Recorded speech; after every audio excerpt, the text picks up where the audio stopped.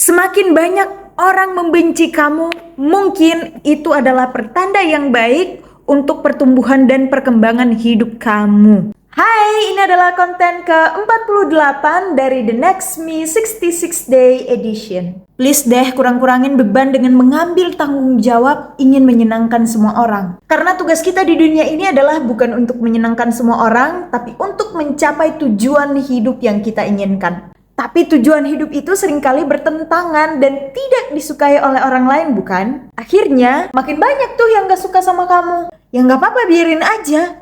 Mungkin ini waktu yang baik untuk kamu fokus ke diri kamu sendiri dan mencapai tujuanmu. Aku bikin konten ini bukan berarti aku sudah berhasil mencapai tujuan hidupku atau melakukan langkah-langkah ini. Tapi aku sharing video ini karena aku mau belajar dan aku mau berbagi dengan teman-teman. Siapa tahu kamu juga mau belajar dan mau memperbaiki habit bareng aku. Komennya kalau kamu setuju. Bye!